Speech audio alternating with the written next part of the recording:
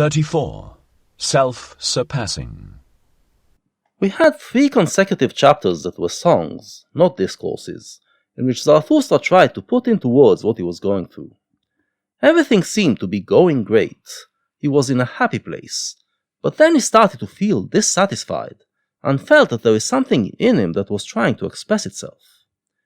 In the last of the songs, the grave song, he looked inside, and came to the realization that there is a power within him, his will, which helps him overcome in times like this. This realization allows him to start philosophizing again, and the result is this chapter, one of the most pivotal chapters in the book, one of the most pivotal moments in all of Nietzsche's work. We are going to read it very carefully, and see what new insights it contains. Will to truth do ye call it, ye wisest ones, that which impelleth you and maketh you ardent? Will for the thinkableness of all being, thus do I call your will.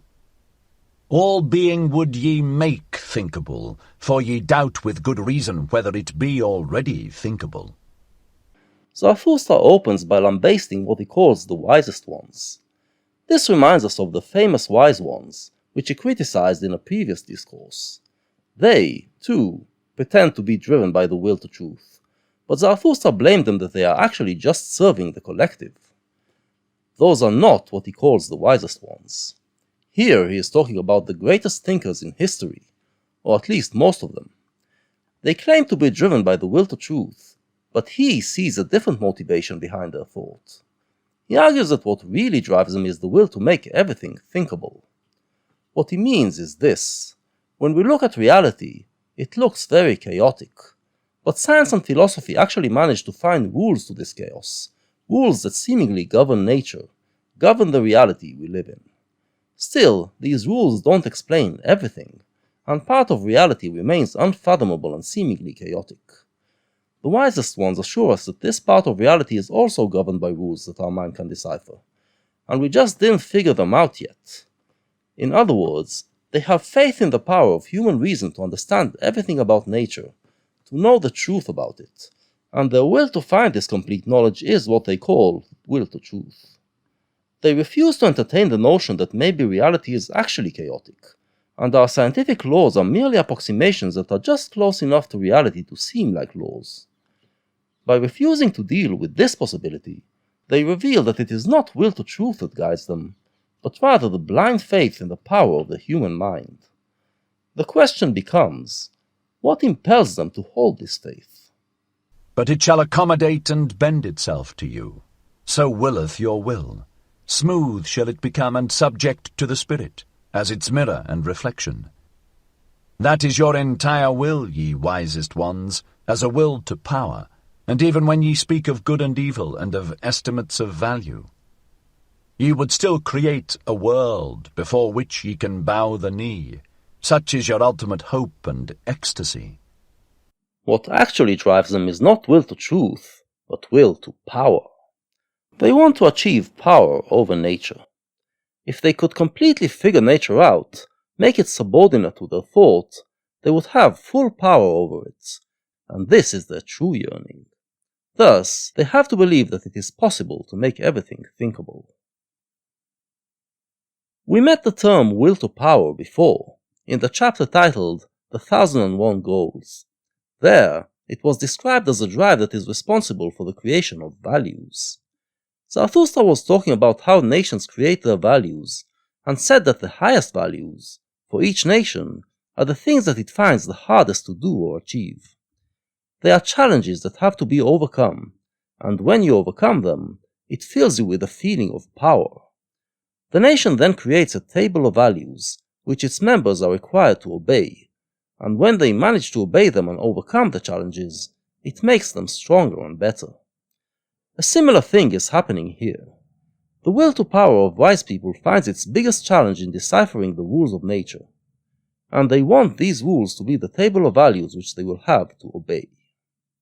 The ignorant, to be sure, the people, they are like a river on which a boat floateth along, and in the boat sit the estimates of value, solemn and disguised. Your will and your valuations have ye put on the river of becoming. It betrayeth unto me an old will to power, what is believed by the people as good and evil. The concepts start coming in thick and fast. The wisest ones are philosophers of being. They believe that reality is made of entities, of subjects and objects, and that is why it can be understood by reason. Zarathustra, on the other hand, is a philosopher of becoming. He believes that there are no entities in reality, that everything is in flux. Thus, it cannot be understood by reason. I'll try to explain it. Look, for example, at an apple. You see an entity, distinct from its surroundings, with its own attributes, like shape, color, taste, and smell. It remains the same as you look at it, although over time it changes. A philosopher of being will say that the apple is the same thing for as long as it exists, and that the changes it goes through are happening to that thing, while the essence of it remains the same. But let's think about it on the atomic level. On this level, the apple is a cluster of atoms, just like its surroundings. Electrons are constantly joining or leaving this cluster, meaning that it changes from moment to moment. The philosopher of becoming will say that there is no entity there, and it is just our perception that sees this cluster as a distinct thing. The shape, color, smell, and every other attribute of the apple also change from moment to moment. It's just that our perception isn't sensitive enough to detect it. Our perception evolved in this way because for us, these delicate changes don't matter. We have evolved to perceive an apple as an apple for as long as it is nourishing for us. But in reality, there is no such thing as an apple, or any other entity. Even the atoms aren't entities, and if we go subatomic, we see that they too are always in flux. Reality is like an ever-changing river, and the currents of the river will form shapes and ripples that look to our eyes like entities, but are really just temporary forms within the river. The metaphor of the river comes from the Greek philosopher Heraclitus, considered the father of the philosophy of becoming. Zarathustra borrows this metaphor, and accuses the philosophers of being of wanting to achieve power over this river, by imposing forms on it, in the figure of concepts and values. He uses the river metaphor to refer to the masses as well, those who are ignorant of philosophy, and says that because they are ignorant, they allow the wisest ones to impose these concepts and values, and then follow them blindly. It was ye wisest ones, who put such guests in this boat, and gave them pomp and proud names, ye and your ruling will. Onward the river now carrieth your boat, it must carry it. A small matter if the rough wave foameth and angrily resisteth its keel.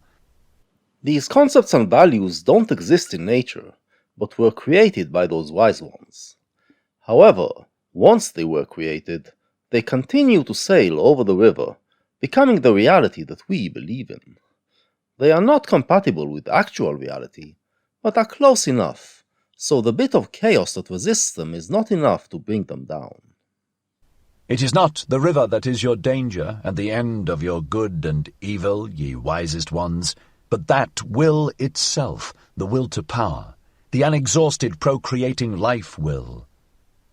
The concepts and values have become so robust that the river no longer threatens them. The bits of reality that don't fall in line with them are small enough to be ignored. But there is something that threatens them, and that is the same will to power that created them. This will is insatiable. It is not satisfied in its current forms, and always wants more power. It wants to conquer even more of reality. Thus, it may rebel against the current concepts and values. But that ye may understand my gospel of good and evil, for that purpose will I tell you my gospel of life, and of the nature of all living things. After criticizing the wisest ones, it is time to present the alternative. Zarathustra is now prepared to present us with his own explanation to the force that is driving nature. Since he is a philosopher of becoming, he does not believe nature has any rules.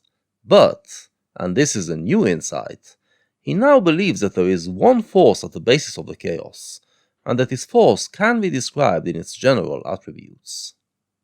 The living thing did I follow. I walked in the broadest and narrowest paths to learn its nature. With 100-faced mirror did I catch its glance when its mouth was shut, so that its eye might speak unto me, and its eye spake unto me. Zarathustra reminds us that he does not believe in any laws that are external to nature and to earthly life. Earthly life is all that exists, so he studied its many manifestations until he figured out its secrets. But wherever I found living things, there heard I also the language of obedience. All living things are obeying things. And this heard I secondly: whatever cannot obey itself is commanded. Such is the nature of living things. In War and Warriors, Zarathustra said that a good warrior wants to obey, and that obedience is a virtue. We explain it by saying that since the men of today are wretched beings, it would not be good for them to act on their impulses. They need to obey a law that will force them to become stronger and better, and in this way they can surpass themselves and their nature. The warriors, however, were described as people who are not the most that humans can be. The highest level of humans, in that discourse, is called a saint of knowledge. The man of this level is the one who can command and set laws for others, while the warrior type would do better to obey. Here, Zarathustra expands on this idea, and claims that all living things are part of this dynamic. Some are strong enough to command, while most obey. But even those who command are obeying. It's just that they have the strength of character to obey the values they set for themselves, and don't need anyone else to police them. This, however, is the third thing which I heard, namely that commanding is more difficult than obeying, and not only because the commander beareth the burden of all obeyers, and because this burden readily crusheth him. An attempt and a risk seemed all commanding unto me, and whenever it commandeth, the living thing risketh itself thereby. Yea, even when it commandeth itself, then also must it atone for its commanding. Of its own law must it become the judge and avenger and victim. Commanding is harder than obeying. When you command, the decision and the responsibility are on you. You are the one who faces the chaos of existence and tries to navigate it with your reason. You are also the one who has to judge and punish those who do not obey, including yourself. How doth this happen? So did I ask myself. What persuadeth the living thing to obey, and command, and even be obedient in commanding? Hearken now unto my word, ye wisest ones. Test it seriously, whether I have crept into the heart of life itself, and into the roots of its heart. Realizing that every living thing obeys, even those that command, Zarathustra believes he found the driving force of nature. They don't command and obey because they all came to the conclusion that this is the best thing to do. There is something in them that compels them to do so. He came to this realization a while ago, and then he started to explore this driving force. Now he is prepared to present his theory to us, to flesh out what this driving force is. Wherever I found a living thing, there found I will to power, and even in the will of the servant found I the will to be master. So, the will to power, which until now was referred to as one more impulse among the impulses, now becomes the impulse that is the main driving force of all living things. In that, it becomes central to Zarathustra's philosophy. Actually, from here on it becomes central to Nietzsche's philosophy. Let's find out what exactly this will to power is. That to the stronger the weaker shall serve, thereto persuadeth he his will who would be master over a still weaker one. That delight alone he is unwilling to forego.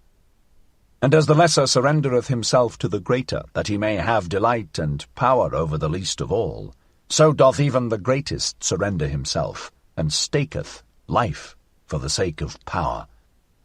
It is the surrender of the greatest to run risk and danger, and play dice for death.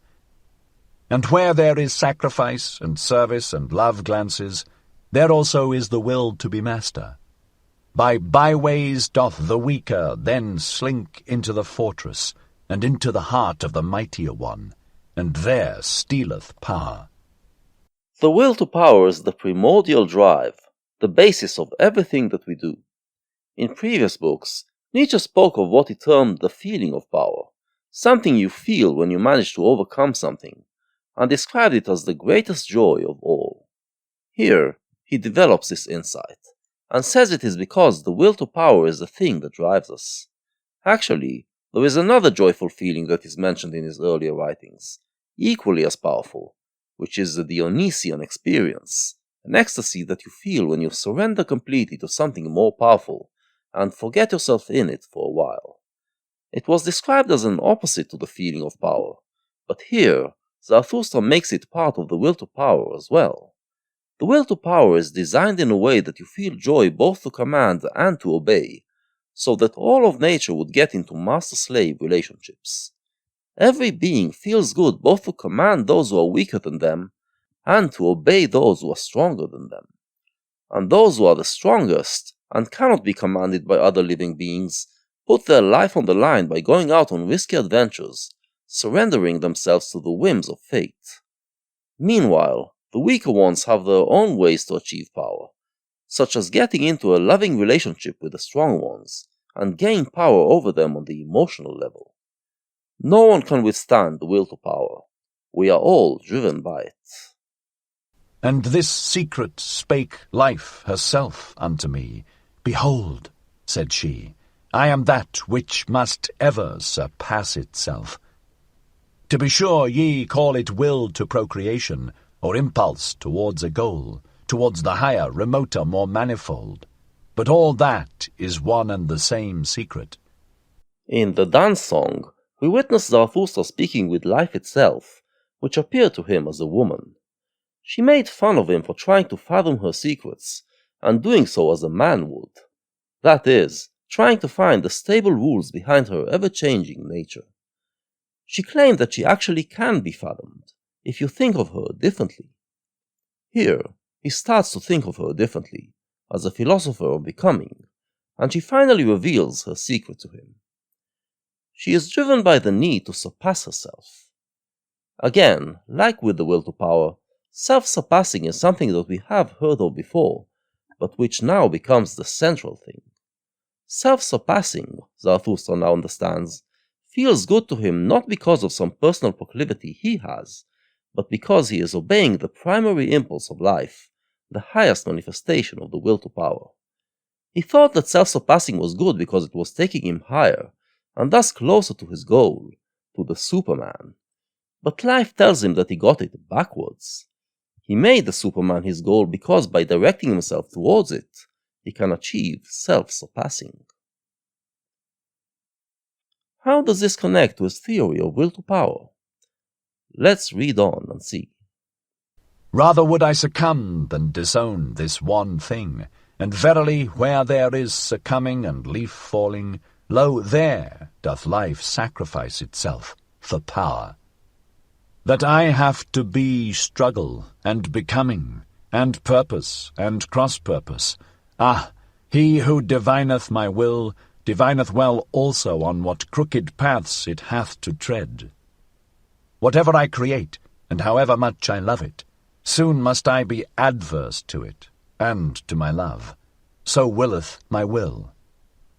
It is still life that is speaking, and explaining that the reason she is so chaotic is that she can never be content or contained. The will to power always wants more. Whenever life creates something, she then has to surpass it, to exert her power over it. And whatever she creates in the process of doing so, she must then be adverse to, and work to surpass.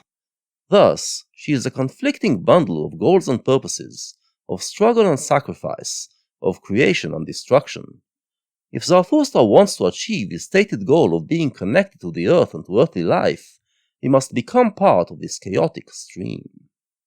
And even thou, discerning one, art only a path and footstep of my will. Verily my will to power walketh even on the feet of thy will to truth. Life refers to Zarathustra as a discerning one, as someone who is driven by the will to truth. She says that his will to truth is actually will to power in disguise. This is exactly what he said earlier about the philosophers of being. Life tells him that even he still thinks along the lines laid by these thinkers. He did not free himself to the point where he can truly grasp her. He certainly did not hit the truth who shot at it the formula, will to existence. That will doth not exist. For what is not, cannot will. That, however, which is in existence, how could it still strive for existence? Only where there is life is there also will, not, however, will to life, but, so I teach thee, will to power. Much is reckoned higher than life itself by the living one, but out of the very reckoning speaketh the will to power. Life adds that all those thinkers who claimed that the will to live is the central driver of the living beings were wrong. There are things that are more important to the living beings than merely to keep on living. And what's behind all these things is will to power. Thus did life once teach me, and thereby, ye wisest ones, do I solve you the riddle of your hearts. After he finishes relaying what life has taught him, Zarathustra turns once again to the wisest ones. All of their so-called truths simply obeyed the picture that he just delineated. They were not discovering any truths with their theories, but merely imposing new forms on the stream of existence to satisfy their will to power and to surpass previous theories. Verily I say unto you, good and evil, which would be everlasting, it doth not exist. Of its own accord must it ever surpass itself anew. Every worldview divides things into good and bad, and many worldviews believe that their good is the eternal and universal good, and that their bad is the eternal and universal evil. But they are all simply temporary forms imposed upon the stream of existence, and are bound to be washed away eventually, along with their definitions of good and bad.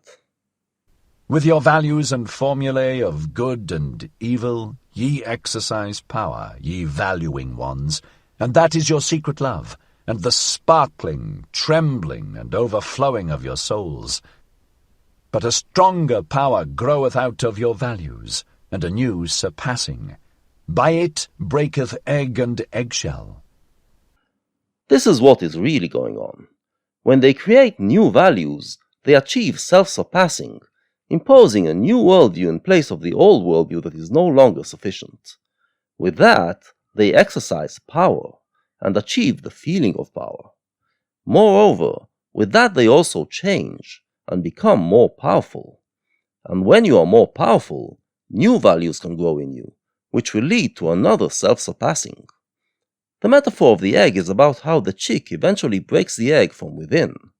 In other words, how life grows until it breaks the mold that was imposed on it, and can no longer contain it. We can now, finally, answer a question we have been dodging since we started this project. Why did Nietzsche name his hero Zarathustra? We noted in the prologue that he is not the historic Zarathustra, the Persian prophet, but a character named after him. What is the connection between them? Well, think about it. This book is about self-surpassing. It is also about surpassing the idea of absolute good and evil. The man who first introduced the idea of absolute good and evil was the historic Zarathustra. Get it? And he who hath to be a creator in good and evil, verily he hath first to be a destroyer, and break values in pieces. Thus doth the greatest evil pertain to the greatest good. That, however, is the creating good. When you create new values, you also destroy the old ones, and destruction is an act of evil. In the ethics of self-surpassing, then, evil is working in the service of good, and the one who is perceived as the most evil can create the greatest good.